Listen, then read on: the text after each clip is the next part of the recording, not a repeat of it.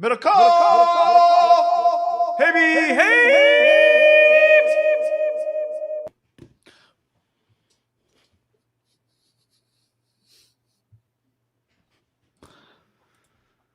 Welcome, everybody. I was delayed because I heard myself yelling at myself, but it was me on the other YouTube window that I had opened. That happens sometimes, John.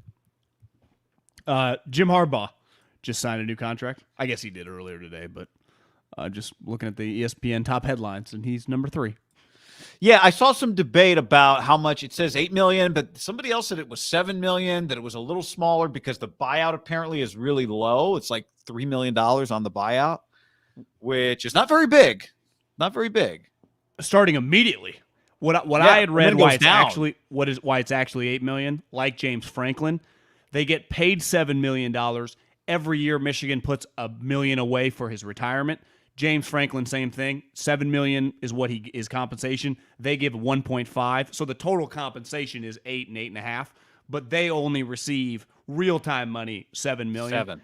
Isn't it weird? It's like $7 million. He's not a top, like $7 million is a shitload of money in Ann Arbor. Yeah. But if I had told you, when Jim Harbaugh got hired, is this his first extension or his second one? Did he sign an enormous contract when he first got there? If I told you however many years it's been now, I guess, God, he's been there a while. Well, he's been there since Tom Sula. I mean, this is he's going on 8 years. It has to be his third contract, right? Yeah, I think it is his third contract. So if I told you his third contract extension was $7 million, you'd go, that's weird, right? Yeah, it's a little weird. It's a little weird. But it's a weird. He's weird. I mean, it's he's just weird. They're weird. Yeah, it's just weird. It's a good match. It's a good match. Yeah. Speaking of matches, have you watched everyone's buzzing, John, about the Tinder swindler? Have you watched the show? I have not watched it. I watched the preview and I was like, but it seems like the whole world is watching the Tinder swindler. I watched, I think like you, the trailer. Then it was intriguing enough. I thought the trailer wasn't terrible. You know, you've been happily married and together for a long time, so you never dabbled on the old Tinder app. As someone who, dabbled a few times, it was actually, even before we had a radio show when Tinder was really hot in like 12, 13, 14, it intrigued me. But what would be your number, significant other, like just someone you're randomly dating, or even like some guy you're in business with, but you just don't know that well to randomly give them some cash? So what's the situation? You had to explain the situation for people. Well, he Tinder swindler. I don't really know. He needs help. People are after him, like the Saudis. Someone's going to kill him. He's got problems. Can I have some cash to help those problems out? Yeah. So the guy goes on Tinder, meets a woman, then says, "I'm in trouble. I need some money," and gets money out of them. He uses Tinder like the cryptocurrency, criminals use to take over people and get free cash from people. Like he's like a scam artist, basically. So we've got the guy. The producers of the Tinder swindler believe that he scammed up to $10 million out of victims. Yeah, okay. He's a good swindler / scammer. And your question is, what was your question again to me? Your hypothetical? What number? I mean, guy, he was asking for $25,000 to $30,000 to $35,000 and getting women to give him that amount of money. Gotcha. And so he says to me, I'm on a date, and somebody says to me, I need money. What's the most I would just give somebody I didn't know? That's the question. No, he doesn't date. Like he gets into a relationship with them. They sleep together. They're together for a little bit. So he uses the power of a relationship, has sex with them from what the trailer made it play out to be. I don't think it's just like one date, then he gets the cash. So he'll sleep with them. Gotcha. They think they're kind of in love. He goes all in. Then he gets like the 30, 40 grand, and then he's fucking gone. Yeah, I got to know how long. If we're talking like month 2, what would I be willing to give somebody after 2 months? Yeah, I think it's around that time. I'd probably, like, if I'm really trying to be honest, like I don't really know the scenario. I mean, you could convince me that I'd give somebody a couple $1,000s after a couple months. Yeah, if someone was in a major pinch, I could see 5. If you thought like you trusted this person, There's just been enough of the Tinder swindlers and Bernie Madoffs in our lifetime where it'd be really hard for me to trust randoms. Who I didn't have like 7 people that I've known for longer than that vouching for, right? It'd be hard for just me and this person to fool me. Right. I would need like 3 other people, mutual friends or a family member to be like, I'd go to bat for this guy. Well, so give money too? situation. Somebody else brings you in. Yeah. The Bernie Madoff of Tinder. Roy on the stream says, I saw it. He was clever. He was having different women to pay for other women on different dates. Yeah, this guy was a legit swindler. The Tinder swindler. All right. Well, if anyone else is watching, I look forward to your review. I'm deep in the Bill Cosby documentary on Showtime right now. I've watched 3 episodes, and that's quite a show. I might have to check that out. Deep dive into old Bill Cosby. John, this show is brought to you by our friends at Manscaped. Manscaped.com. Use the promo code HAM when you go to Manscaped and get 20% off and free shipping. The best in men's grooming at manscaped.com. You know what I did yesterday, guy? I trimmed up. Lawnmower 4.0. No for our big meeting? Deal. Clean balls for our meeting. But it was actually just for myself. But I noticed you were moving free and easy. Yeah, it felt great. Does feel great. And then I think it was last night after a few cocktails, you're just doing a little inventory, you're brushing your teeth, you're I use a water pick to get between the teeth. And then I saw some nose hairs had grown, so I used the weed whacker. Mm-hmm. And the weed whacker, you can get really aggressive in your nose, and it's awesome. And then no more nose hairs. The weed whacker is, I'm biased, but probably the coolest thing I've ever owned for men's grooming. I'm a big fan of the weed whacker. Just beside like a razor. Big fan of the weed whacker, John. Right now, 20% off and free shipping with the code HAM. And, of course, the flagship, the Patrick Mahomes, is it coup d'etat? The center of the offense, the point guard, the box and one, the Lawnmower 4.0 trimmer. It is waterproof, so you can groom in the shower. You're not making a mess. It has a wireless charging system that uses electromagnetic induction, which can help your battery length last longer. Plus, it has the Manscaped Advanced Ceramic Blade with skin-safe technology. It is the Lawnmower 4.0.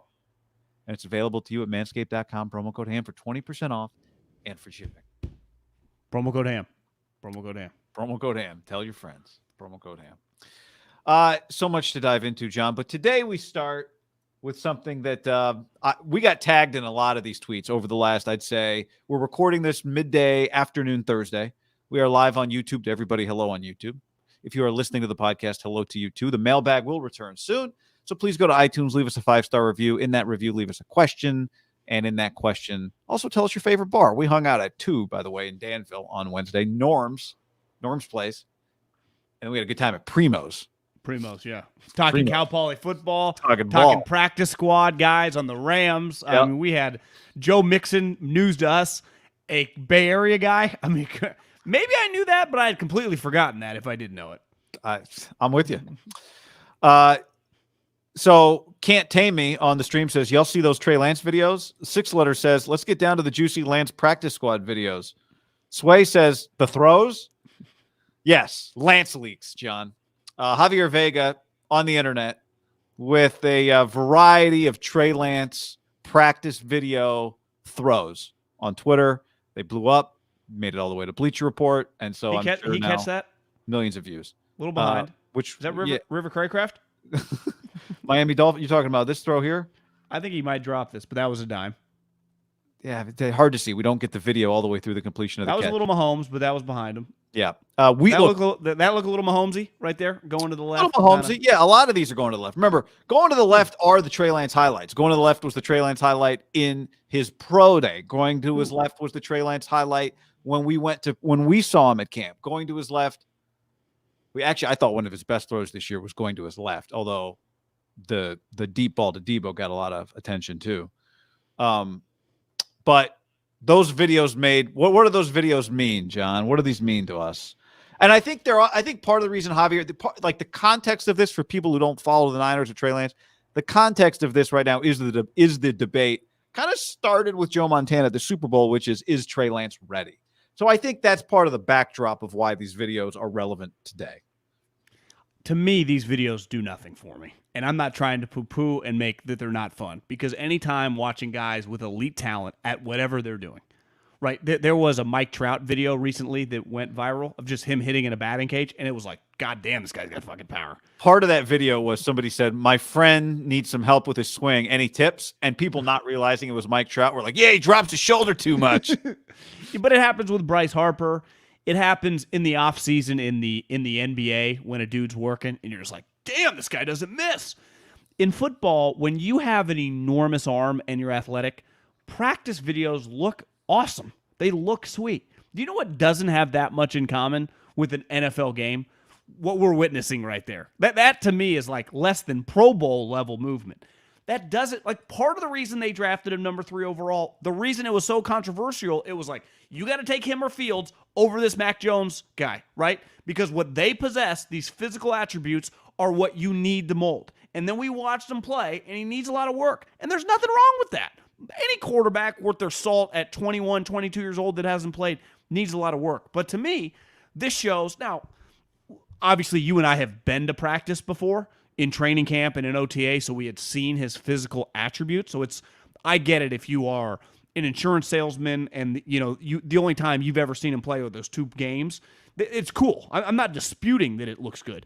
It should look good, right? I mean, he has elite physical attributes, but part of it is like checking out of runs when they have too many guys in the box, understanding where the defense is, being accurate on what Chris Ballard shit on Carson Wentz for, the layup throws. Like, you need to hit layups. Like, it's all that type of stuff that he's just going to have to rep it out through training camp live. Like, to me, training camp, when you're live, is a much quicker pace than that.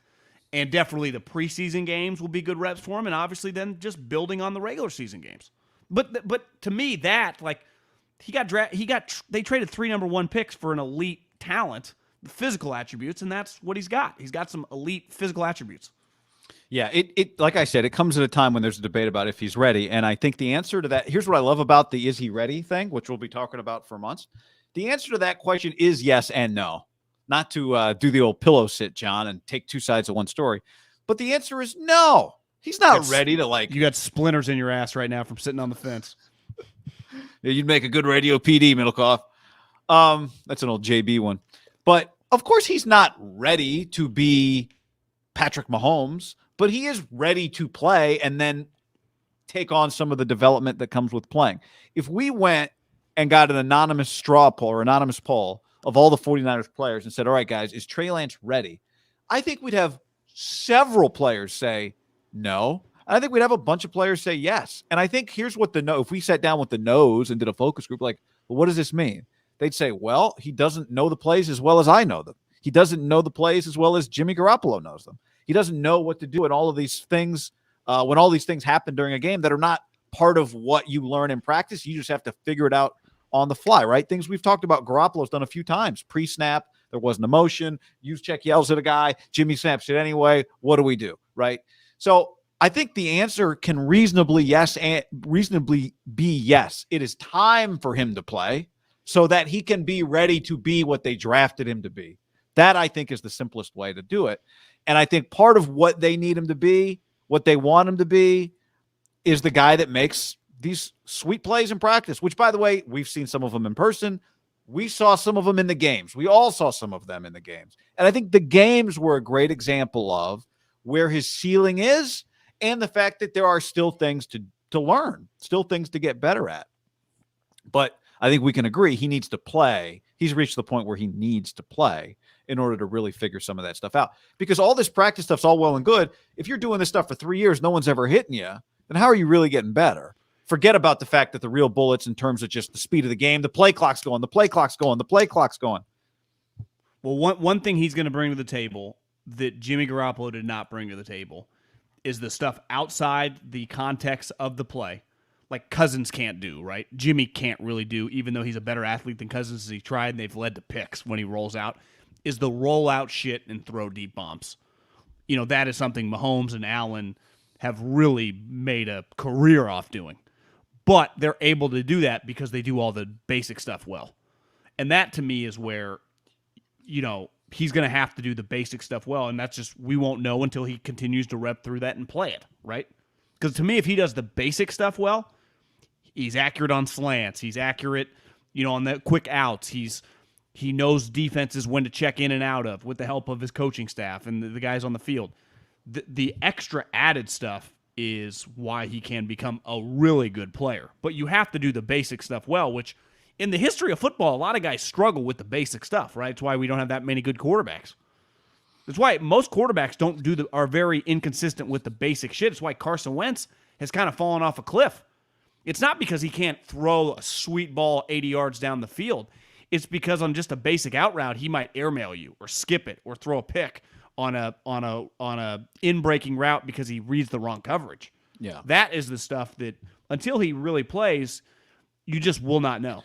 And I think the truth is we spend so much time talking about the very, very top of trying to find the Mahomes to Josh Allen.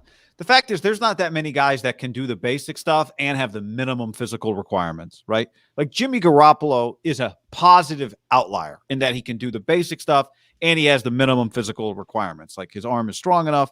It's not as strong as you'd want it to be. He's not as dynamic as you'd want. He's not what you draft at number 3. Trey Lance has the potential to be that. But the fact is there's not 30 guys who have the physical basics and can do the other stuff well enough. There's not 30 of them on earth. Forget about 20 of them or 15 of them that can do it like at the high level, right? The quarterback tier thing is always interesting because there's all these tiers. And really each tier breaks down into like, what, at most 4 guys? Yeah, sometimes the top 2 have, 9 or 10 max. There's not that many tiers, and there's not that many guys on each tier. And what you're trying to do is find the best of the best. Jordan on the stream says, you guys both said we haven't heard any whispers about Trey looking good in practice. Well, here you go. We say a lot of stuff, so if you can, I don't think that's been part of our discussion though. Although, no, we had said that it's a little weird that it hadn't been leaking out through the season, and now it kind of has when people start shitting on him. But Kyle did say at the end of the year he was good, remember? Yeah, and Fred Warner and other guys had said it. I think my conspiracy theory was that they knew Jimmy was injured and not going to be able to play, so he kind of went to one of his main leaders that, like, you wouldn't expect Fred to say that, and he kind of went out of nowhere.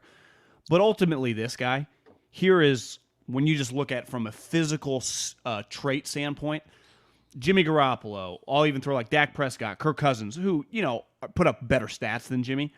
All those guys are in that tier of like 10 to like 16. They kind of go back and forth in that area. All those guys' big downfalls are that they're hit or miss with the basic stuff. Jimmy's hit or miss with the basic stuff. Dak down the stretch of the season was like, he just wasn't hitting basic routes. Well, then they actually don't bring I can roll out, make a guy miss, throw it 50 yards down the field. So they don't even have that. So right. if you're Trey Lance and you can just be Jimmy at the basic stuff, which is average, and then also bring the added element of being explosive, like that to me is like where Stafford is. He's probably better at the basic stuff, but it's the added explosive shit.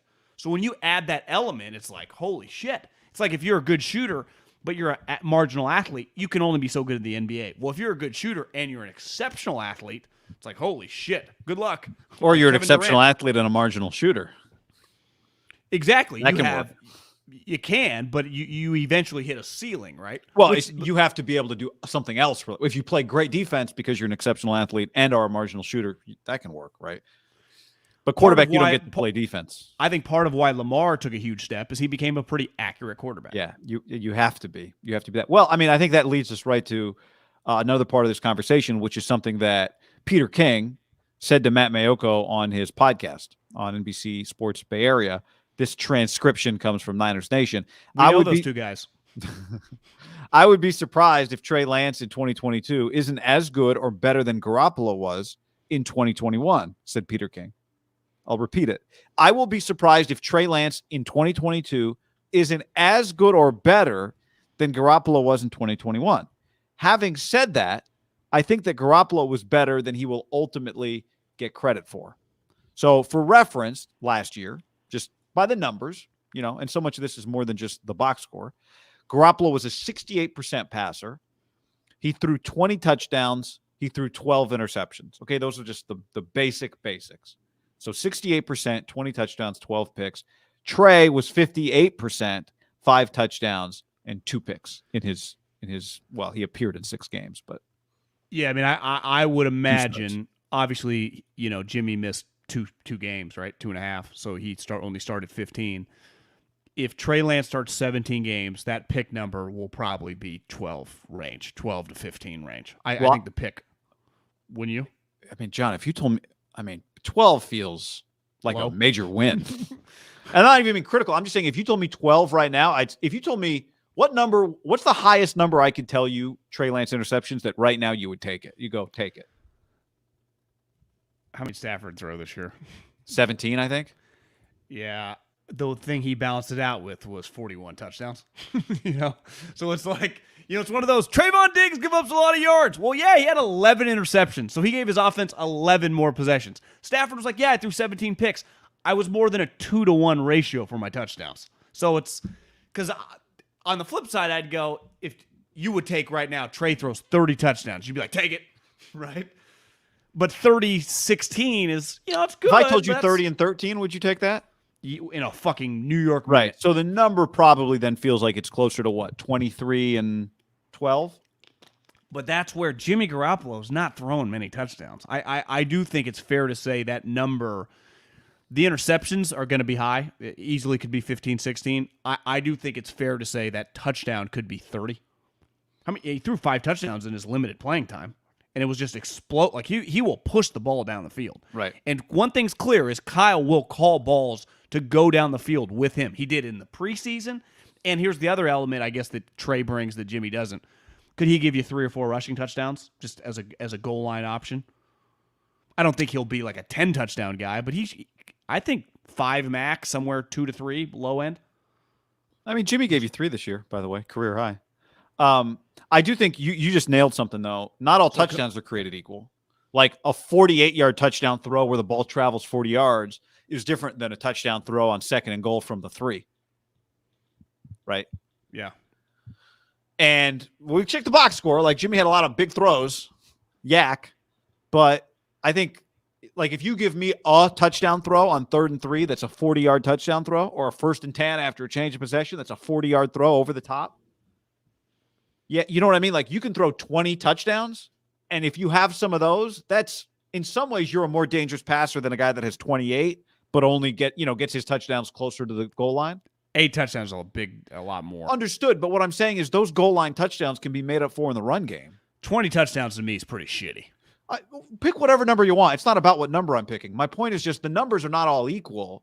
If you can score a touchdown from far away, yeah. It's like hitting a home run.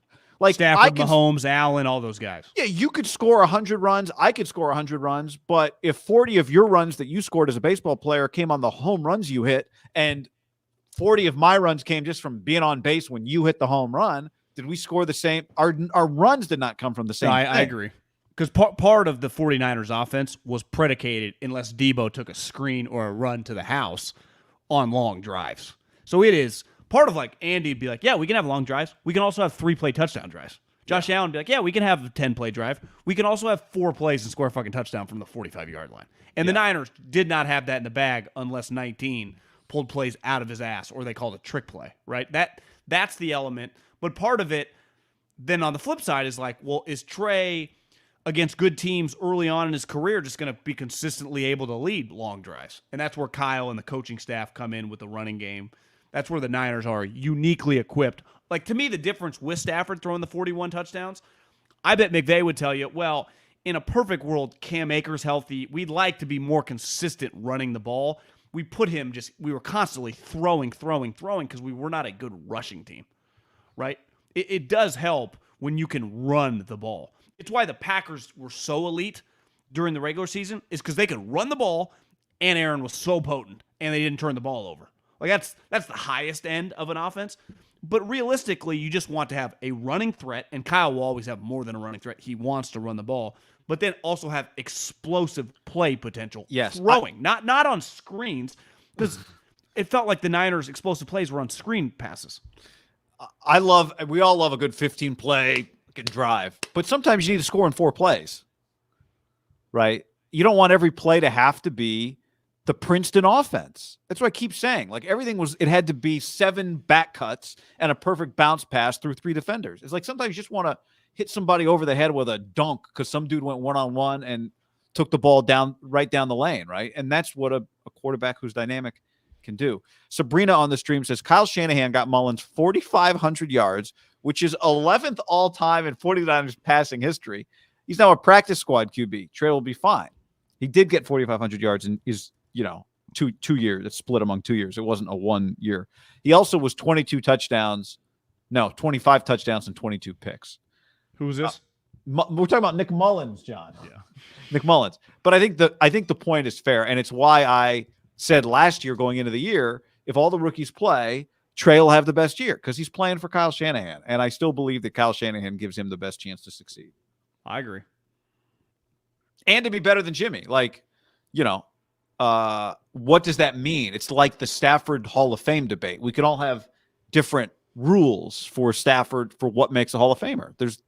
That's why Hall of Fame debates are go on for a long time, is because there's no set number of rules. I think this makes him a Hall of Famer. I think this makes him a Hall of Famer. So, what makes him quote unquote better than Jimmy Garoppolo? Does he have to be a 68% passer to be better than Jimmy? Not necessarily. Does he make the offense more explosive? Part of it is you'll know it when you see it. Right. Well, you would take. He's got to be healthy, though. Number one, John, he's got to be healthy. You would take 63% and 32 touchdowns, right? I mean, what? Yeah, to me, the numbers. I'm about 30. Like, I think that's what they're shooting for. So Josh Allen's first year as a starter, and this is not a great comparison because Josh started, he started a bunch of games, and Diggs wasn't there. Remember, their passing game was not. But he was 20 touchdowns, 9 picks, 59%. Like, I think 63 would even be pretty fantastic. Here's my problem with that comp, though, is he was probably worse at the same time than what we just saw of Trey, and the Niners team is way better than that team offensively. Understood. They have so Bills he did that 10 and 6. But he threw 20 touchdowns with, who are his wide receivers? The Niners have Debo, Ayuk, and Kittle right on. He didn't get – Knox was young. They hadn't got Diggs yet. They signed Cole Beasley, I think, the following year or 2 years later. Like, they reloaded. Or they didn't reload. They John loaded. Brown was his leading receiver. So that to me, that actually, looking back, is like, we should have seen this coming. How did they go 10 and 6 with that team? Because, the defense was good. The defense was good, yeah. Yeah. But don't you think, looking back, it's like, God, Josh was doing a lot with a little, and he didn't even know what he was doing really yet. Yeah. I mean, it was 20 touchdowns and 9 picks was that's pretty impressive for a young quarterback. Time. Just the ratio. Yeah. So division's kind of I bet the Jets sucked. The Dolphins probably sucked more than they've been the last couple of years. Patriots were good. It's weird. That division's bizarre. It's a weird place. Jets just perpetually suck. Yeah. All right. What about this, John? So here's another part of this conversation. Somebody, so this went up. Action Network tweeted, and I'm going to zoom in on it here on the YouTube. But Action Network tweets, Trey Lance, the most popular bet for 2022 NFL MVP with 37% of the tickets and 53% of the dollars wagered. Actually, it's from Caesar Sports. He went from plus 20,000 to plus 7,500. Look at the first reply to the tweet. At Guy Haberman, at John Middlekauff, at Jack Hammer, at Caesar Sports, at Action Network. Sprinkle a little something. Eyeball emoji, question mark. So this seems insane to me, but I guess it's a long shot because it's a long shot. Well, this would be absolute insanity a decade ago. You would never bet on a young guy winning an MVP this fast. There are some recent examples of Patrick Mahomes, his first year starting, which was second year in the league, MVP. Lamar Jackson, his second year in the league. Now, he had, started they benched Flacco midseason. He came in. They started being good. The next year, he wins the MVP. Maybe it was his third year. I think Lamar won it a second year. But just either second or third. He won it fast. So young guys can win it. Now, I would say those two guys, Mahomes was so good passing immediately. Lamar's element of running was just in a completely different stratosphere of Trey Lance. So you're 2 on Lamar. It feels like that'd be one of the greatest. Think of what him winning the MVP, both those two guys did for their franchises. It was like, these guys just fucking. It took John Harbaugh, DaCosta, Andy Reid, and Brett Veach to a different stratosphere of these guys know what the fuck they're doing. You know, it would be more powerful than anything that John Lynch and Kyle have done, like all their playoff victories, winning the NFC a couple years ago, like that moment to validate. Because the quarterback, what it signifies is like, you got your future.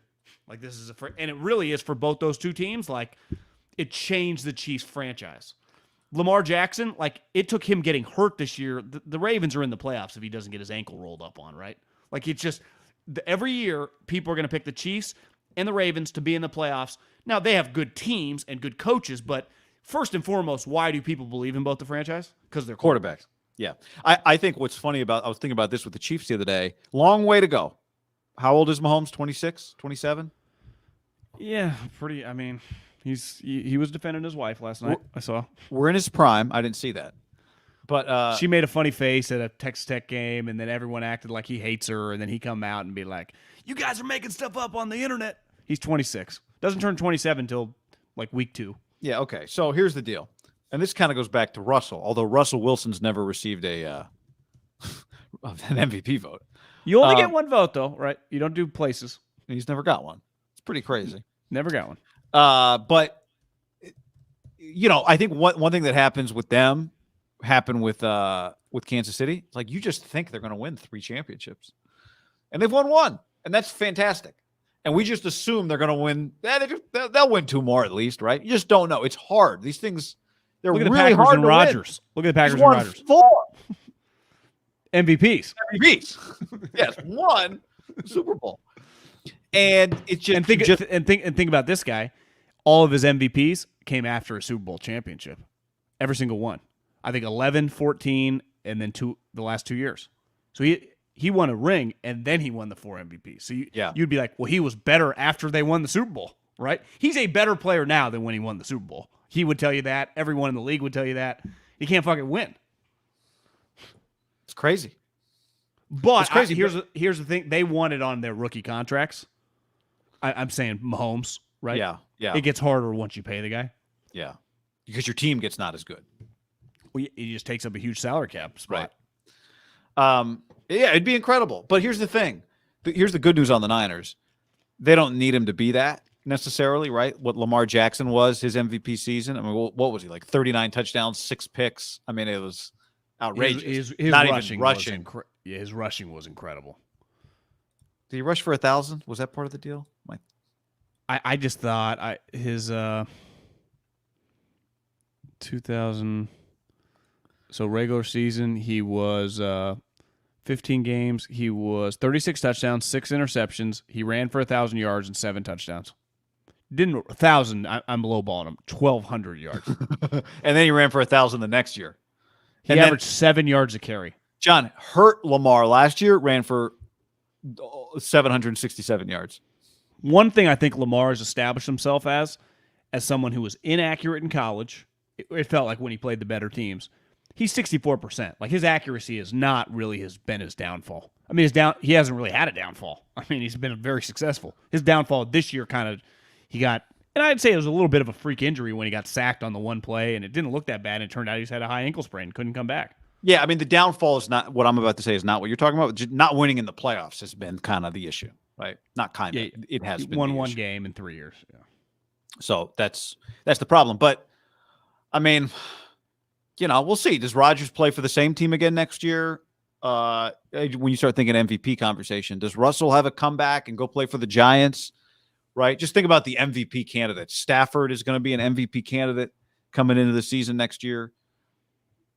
So, I mean, these guys are being a quarterback puts you in the top half of just candidacy. You would say it's pretty wide. Like there's going to be pretty wide open next year. Like, is this Josh Allen's time? Can Mahomes get his swag back? Herbert. Joe Burrow. I'd bet no on Herbert, even though I love Herbert. So do you. Is it just a quarterback award?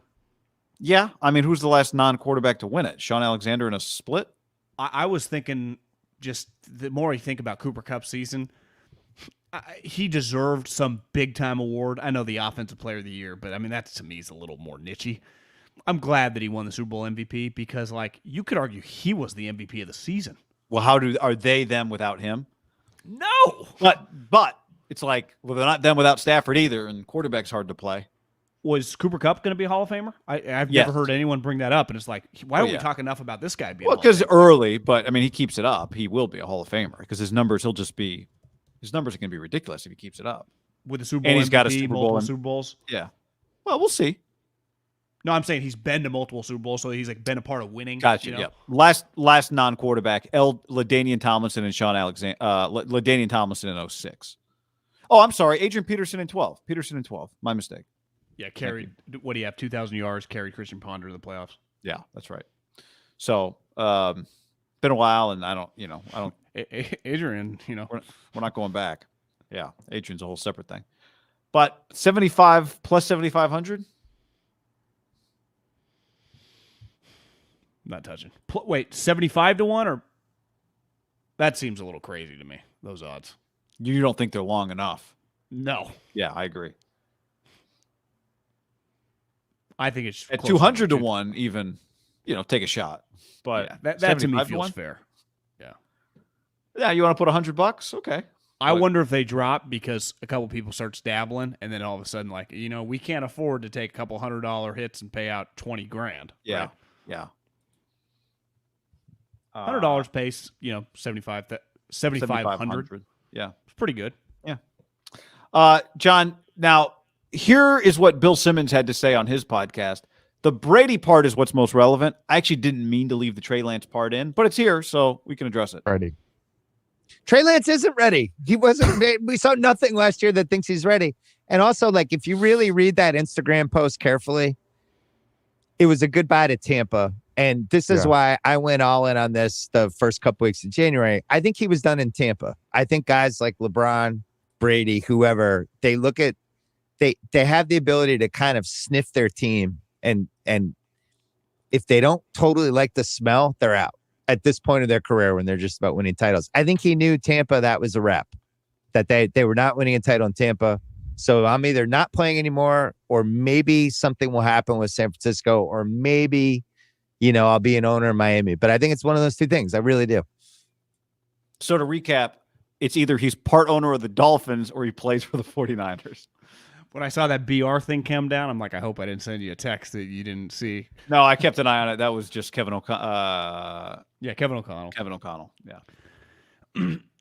To me, the Dolphins thing seems like a pretty big stretch. But did you go back once you heard this and read, or at least just kind of go over? Did you feel like that was what he was doing? Because when I originally read it when he retired, it was bizarre. Because I think everyone had the same take. Like, I get he said goodbye a couple years ago, but he's a fucking Patriot. This Tampa thing, while they won a championship, he's thanking the dude cooking him, salads, and Jason Light's cousin, and like the offensive quality control guys and the equipment dudes that he used to like shower with. It was like, this is a little over the top. I felt like when he left the Patriots, he didn't thank that many people, and he knew him for 20 years. It felt he went over the top to thank those guys, and maybe he truly does. And then I also counter that with, people forget, a lot of people didn't want him. Kyle said no. The Raiders kind of didn't really feel like, a lot of people shorted him, right? Yeah. He was a stock, and they shorted him like it's going to be over. And it turns out he wasn't. So I wonder if just as a person, he feels like these were the one motherfuckers who were like, Tom, we'll not only take you, we'll kick James to the curb. Like, come on, what do you need? You want us to go land Antonio, Gronk? They're all your buddies are welcome. That was the only place that gave him the treatment. I know it's crazy to think 2 years later because, they hosted playoff games. They won the Super Bowl. It was not like that the year which he left the Patriots. No, it wasn't. Right? No, he had just thrown he had just thrown a bad interception, 2 bad interceptions. A bad interception at the end of the regular season against the Dolphins, and then an interception to end his career in the playoffs. Right? I think it was, if I remember correctly, Logan Ryan for the Titans, who also played for the Patriots. It was like, wow, this is how it's going to end. Yep. So his IG post was, to my Bucs teammates, then to all the Bucs fans, then to the city of Tampa, then to the Glazer family, then to Jason Light, then to my head coach Bruce Arians, then to all the Bucs coaches, then to every single Bucs staffer and employee. I'm just reading you the first line from every paragraph. Okay, so it was 5 Instagram swipes. Then to Alex Guerrero, then to Don Yee and Steve Dubin, then to my parents and entire family, and lastly to my wife and my children. Look, Tom Brady retired, and I think Tom Brady retired to retire. Papers in? That's always like, are his papers in? Good question. I think he retired to retire. And I also think he might come back out of retirement. I don't think he retired to like sneak away. Does that make sense? I think he retired with the intention to retire. Maybe because Giselle wanted him to retire. I don't know. But I think, do you agree with that? That if he comes back, the retirement was a retirement and then he changed his mind? Or do you think this is part of an exit side door? I haven't thought too much about that. I don't know. That's a good, I'm not trying to sit the fence here. I think it would be a little weird. And we were talking better about this to not know and think about it than to spew. You could convince me his wife forced him into this. He did not want to do this. I mean, he was it you telling me, or did they mention this on the podcast? Like, it's pretty clear he was a top 2 or 3 player in the league last year at his position. I think PFF overall, and listen, I'm not the biggest PFF guy, but just overall in the league, he was the 9th best individual player. That includes like the Aaron Donalds, the Trent Williams. His numbers were fantastic. He was good. And then you even watch that last game, you're like, maybe it is time. And then the game ends, you're like, he still got it. He fucking throws the touchdown to Mike Evans. It just felt like I wouldn't bet against this guy. Yeah. He's better than 95% of the league at his own position. And right. Just as a player, like his value given how important that position is. If he wasn't Tom Brady and just was like Matt Stafford or whoever and just retire, it would be insane. People like, at 35 years old, like, what are you doing, bro? You're a dominant player. I feel like it's not, no one's pushing back on that just because like I'm not necessarily, but I understand like people are like, I'm tired of Tom. He's 44, but he's still fucking good. It did occur to me that the best way to get Tom back would be to float it out there that, Belichick has been telling people privately that he thinks Tom's a quitter. That would be a good one. Right? Like Belichick thinks Tom took the easy way out. Yeah. Like that, like I think it's still in there. Look, he's tweeting about Stafford, drink water. He's tweeting, Super Bowl. Like Tom did not just put the phone away and go off to Cabo. Would you see the day of the Super Bowl? He just quoted it and said shit. Yeah. Yeah. It was very good. I think, how could you, I don't know. What was the story on Peyton Manning, right?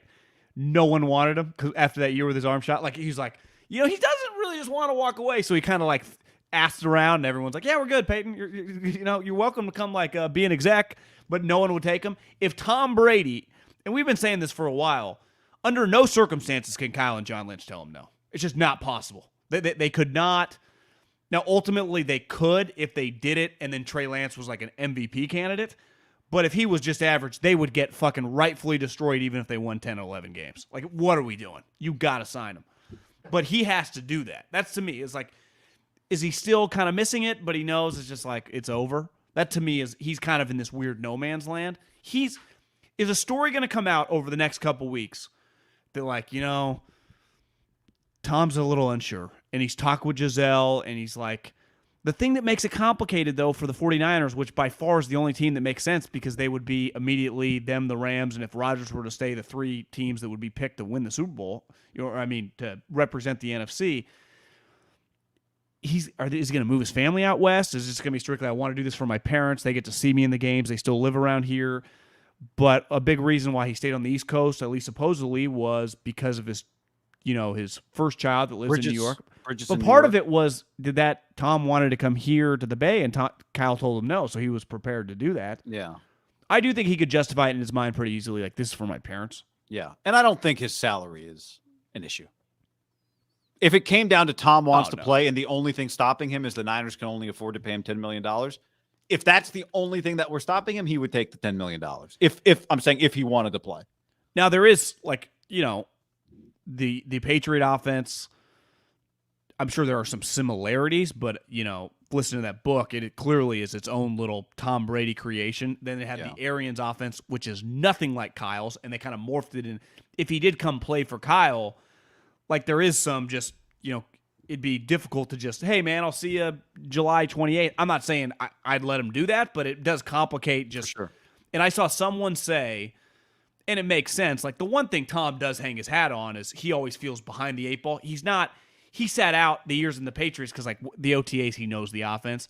And even the first time with Arians is OTAs got canceled, remember, because of COVID. And the second year, like they had already known the offense. But I would kind of expect him, if he did come back and did go to the 49ers, to like show up in May and June just to work. Just like, I don't know, I want to meet Debo and Ayuk. Right? Trey's got to teach him the offense. Yeah, do you bring Gronk? Yes, you do. Yeah, and teach. You bring Gronk. Edelman's like, I'm back, boys. Here's the other thing in the Simmons, because I think he legitimately like had a bad injury. Would he be? Yeah, I'd take him too. Kyle's like, could he come back? I'd be like, Kyle, the one guy Kyle wants. Receiver coach. I did what you did, and what of course I did, and of course you did. I totally dismissed the Dolphins part of that. And the Dolphins thing is like, what is Bill talking about? Where did he get this from? Sometimes magic is about making you look at one hand when the other hand that everyone's dismissing is the real story. And I had this guy, Jeff, start sending me these messages. He's like, the Dolphins thing is not a joke. Him becoming a part owner of the Dolphins. He started sending me these pictures of like Tom's Kentucky Derby. He's like, you know who that person is right there in the background? Stephen Ross. That's Bruce Beal. That's the other Dolphins owner. Him and Tom are tight. Well, what then was the deal in the Brian Flores, right? In the harbor. Didn't he want him to go talk to Tom Brady? It might not have been Jeff Ross. It might have been Bruce Beal. And then there's he sent me these other stories from over the last month of just like these couple random, like maybe it was like a Tony Pauline tweet or something else, like just Tom and the Dolphins ownership group, blah, blah, blah. Now, Bill says Tom's going to buy the team and then in 5 years become the majority owner. Like, you have to have the money, but Tom becoming a partial owner of the Dolphins, I don't know. But maybe they're like Bill. Did Bill just make that up? I don't think it's crazy that like he does that. Yeah. I thought it was crazy that in 5 years, Stephen Ross is like, you get to own the whole thing now. No, I agree. That was the part I thought was crazy too. But the point is that I guess this Dolphins thing maybe is somewhat real, and maybe that's how he scratches his itch of football. I don't know. I've never gotten the sense that Tom wants to be grinding tape, but yeah, that could be the PR thing too. Like Tom's in here. Tom's a competitor. Does Derek Jeter own the Marlins, or is he the GM of the Marlins? No, he's like I thought he was like the president. Okay, yeah. I don't see Tom doing what like Derek Jeter is involved in baseball stuff. Yeah, Derek Jeter goes to work every day, I think. Yeah, and like as a part of like checking on the minor league guys and like he's the CEO and part owner. But he's very active baseball wise, right? Yes. And who knows? Maybe Tom, a little like Derek, would get the itch once he's around it. Like I want to be involved in the draft. Hey, can I come to the combine and interview some of these guys? Like I bet Derek. There's parts of that Derek like likes, gets to scratch his itch, right? Like I wouldn't discount that part of Tom or Peyton if they did get involved in that type of role. Like John Lynch is probably someone that always viewed like if I could ever make enough money, I could, be a part of an ownership group. Probably realized he couldn't, but he loves being around it and like the elements of you're not going to coach, but he gets to, now he's got to work a lot more than like, Tom or Peyton technically would as the president / part owner or whatever. But I think once it's in your blood, like why wouldn't you want to be part of the draft process, right? I mean I think Elway kind of got it, and I kind of like it, Yeah. You kind of like here's my thing with Tom. Whether I hope he comes to the 49ers. I truly do. I not that I'm skeptical. It almost feels too good to be true, but it would be fucking awesome. I do think, though, that guys like him and Peyton, the huge part of their love of the sport are like the highs and the lows. It's the lead up. And, you get to do it in a different capacity once you're done playing if you get involved, whether it's just as simple as like, hey, I could bring something to the table talking to these guys. At least that's what they think. And, at first, you probably think you know more than you do, and then you get burned on a couple guys. Like, I think this guy's going to be a player, and he's terrible. But how would they not want in on that part, especially the draft part? Like isn't that kind of what everyone, like when I went to Philly, do you know what Joe Banner loved? To be the guy in the draft room, right? Because no one gave a shit. Like, you see Joe Banner? He just landed this new deal with Budweiser. Like, you know what everyone cares about? The second round pick. Like, is this guy any good? That's nobody in the Starbucks line asks you about the new sponsorship deal for the stadium. You know where you get no credit is like, yeah, I landed the $200 million deal for Levi's. It's like, oh, cool. What about Aaron Banks? Is he going to be a starting right guard next year? Right. On the stream, Dolphins signed River Craycraft. All right. I do think there's going to be a huge influx, and there has been in recent memory or recent just times in the NFL. The Shanahan people and small white. I guess Rivers not tiny. He's probably 6 feet tall. Yeah, it's not big. Maybe he's 5'10", 5'11". But he was right there on the he was right there on the fumble on the blocked punt 6 touchdown. He was right there. Aaron Wilson, Green Bay Packers expected to hire veteran assistant and former offensive coordinator Tom Clements as their new quarterback coach per league sources. Clements' addition is expected to be welcomed highly by quarterback Aaron Rodgers as he contemplates his future. All right, quick percentage update. Aaron Rodgers returned to Packers percentage confidence rating. Where are you now? I'm going 40 Packers, 60 Broncos. I'm going 60 Broncos and just, who knows? I mean, gone. You're going 40% stays, 60% gone. I'm going 52 Packers, 48 gone. I now have changed. I've Say it again. 52% chance he's back. I'm over 50% now with this Tom Clements hiring, John. What if Rodgers called Spanos and said, "I want to come there"? Do you think they'd even do it or just keep Herbert? It's too expensive. Yeah, why would you not just keep your own guy, right? Who's young and cheap. But I'm just saying, even if the money, whatever, like, would you do that? Because the Packers, obviously, if he's like, I'm going to leave, they would gladly do that. But if you're the Chargers, someone DM me that. Like, do you think I'm a diehard Packer fan? Could, maybe the Chargers, now that the Rams won a Super Bowl, they need to gain some juice in the area? I'm like, I would just keep Herbert. And I'm not saying Herbert is as good as Rodgers yet, but just when you think big picture, right, I'll just go with a 25-year-old over the guy that's 37. Yeah, I mean, I don't want to. I would think of it from a business standpoint. It's like Herbert doesn't guarantee me a championship, but neither does Rodgers. But what Herbert does guarantee me is competitiveness for the next 12 years.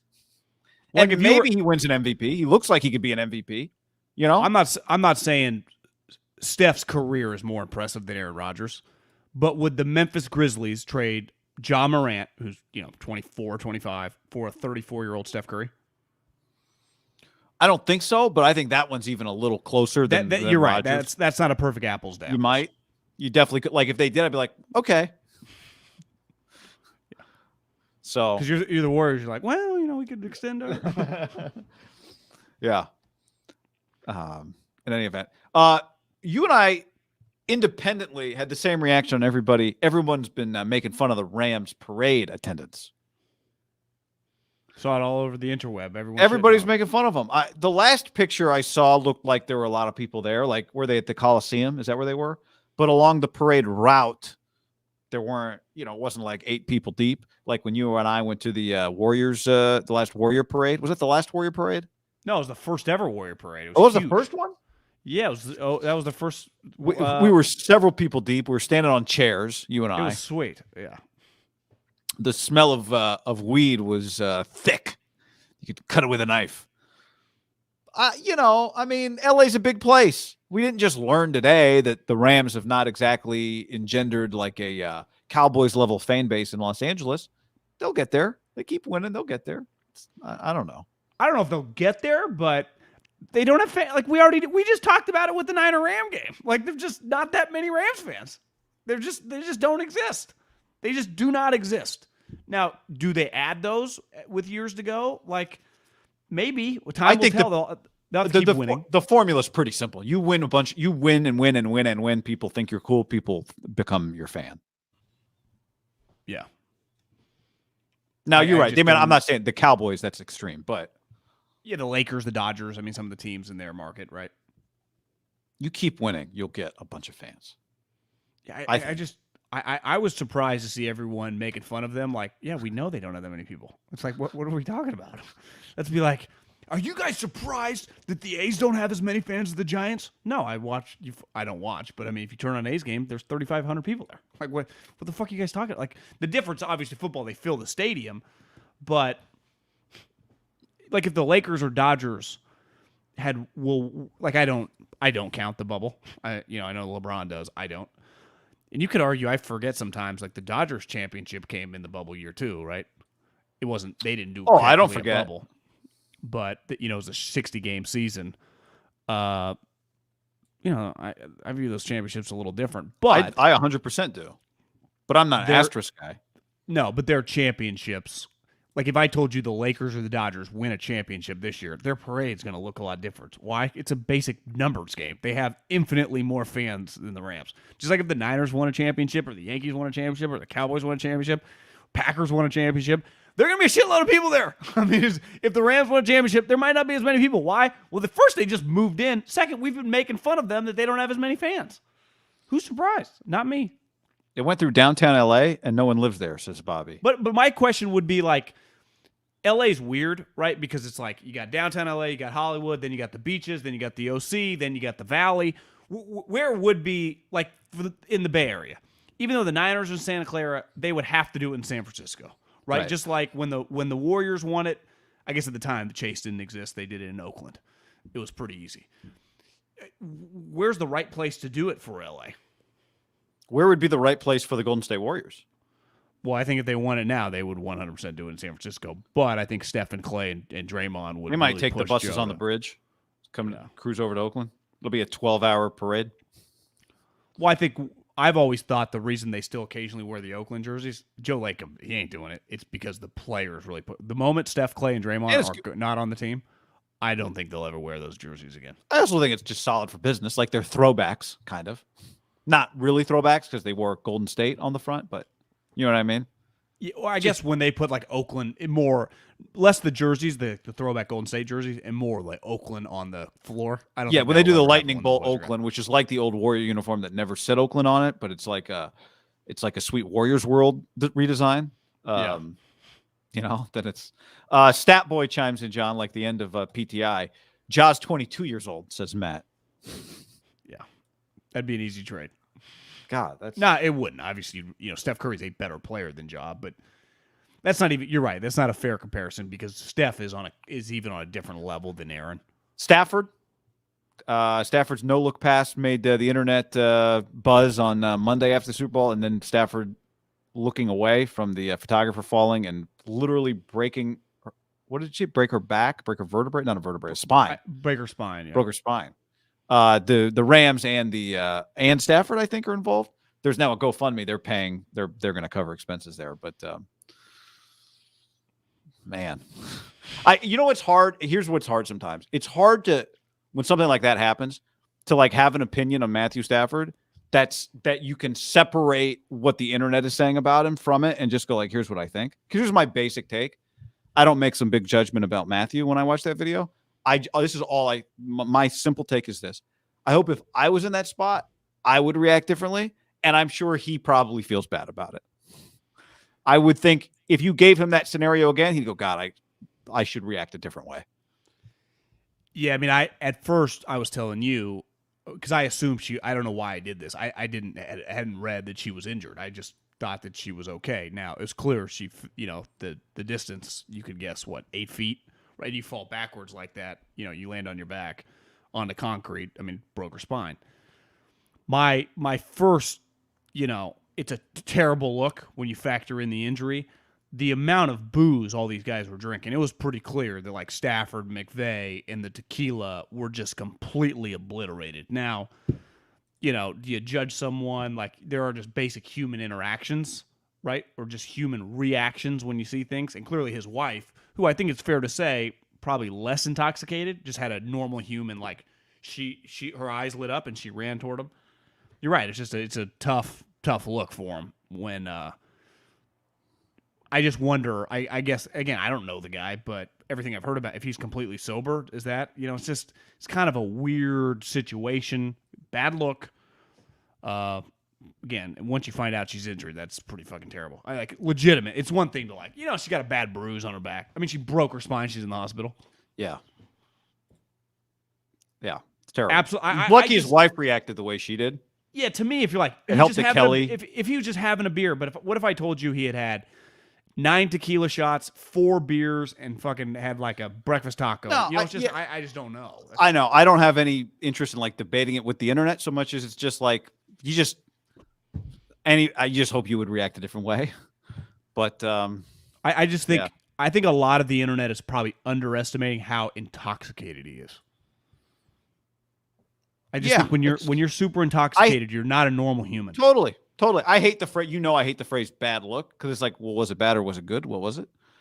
But yeah, it's just you hope you would react differently. That's as simple as that.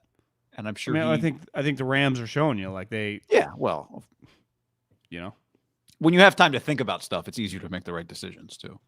Right. But again, you're not making a normal decision when you're really, really intoxicated. Of course. But I think you can say that, and you can say, you would have liked to react differently too. Like, to me, both things are true. Yeah, but that goes back to my overall take is like you don't react normally when you're super intoxicated to anything. But I agree. And then my additional take to that is, but you would hope you'd react differently to that situation. That's all. Am I intoxicated or sober? No matter what your mental status, you hope you would react differently, period. You could be hammered. You hope you would react differently still. That's all. It's just, I don't know. Suspend him for the season, James. That's a good call. Is that Kyle Shanahan's burner? Real quick, John, on the internet, I'm just reading the story. Breaking, giant cargo ship, the Felicity Ace, is on fire in the middle of the Atlantic Ocean. It's carrying a cargo of Porsche and VW automobiles. Under ancient maritime law, the crew is safe, by the way. Under ancient maritime law, the ship is now finders keepers. Now, I don't know if that's true, but if you can get there, it's yours. Did you see today that it's called like Oakland Hills? It's like they've played U.S. Opens there. Yeah. Before. The clubhouse just burned. It's in Michigan, right? Just burned. I remember it was crazy. Yeah, they've played Ryder Cups there. They've played U.S. Opens there. They played U.S. Amateurs there. The whole thing just burned down. Like all the history. I know. That's where Oakland University that gets the NCAA tournament, I think, is from. That they won once. Isn't that who was the guy that played for the Kings? His dad, I think, is the coach there. Ray. Charles? Shooter. No. Allen? Anyway. John, Tiger is back. How back is he in 60 seconds? I don't think he's back at all. I think he's putting on a great face and saying he's ready to come back, but I don't think he's close to coming back, and I don't expect to see him in a real tournament. As he said, let's just say my one leg doesn't look like my other leg. I thought it was pretty cool this morning. They had a guy who's died, who Charlie is named after, Charlie something. It's like a old school golfer. And Tiger, his son, they gave him an exemption in this tournament, and he teed off this morning. Like the first group at Riviera teed off at like 6:30, and Tiger was just there standing there watching. I thought it was just a cool picture of him. It was. I'm probably nerve-wracking. Like the guy, Aaron, it's not Aaron Badley, it's Aaron something else, was the guy that had the first Beverly, I think his last name is. That's pretty cool. Like you're just the first off the tee and Tiger's just there watching. Shot 82 in dead last, but I mean, Tiger can't walk full courses. And I saw somebody point out, Augusta's the hardest walk of the four majors, just very hilly. The easiest one is, where I think it's his favorite course ever, St. Andrews. It's flat. They're like, could he come back? But you're walking in the wind. That's a struggle. Yeah, I don't know if that is that great for the stiff back and the leg. The 4 back surgeries at 46 years old. Who knows how old he is when is he going to be back at 47? That's true. He's kind of getting, I keep thinking he's 44, but that was when he won the Masters 2 years ago. Now it's just the years. He's not that far away from 50. Nope. All right, everybody. Thanks for hanging with us today. Subscribe to our YouTube channel if you haven't already. Subscribe to our podcast if you haven't already. Share it with your friends, and we will see you soon. Adios. Pelota.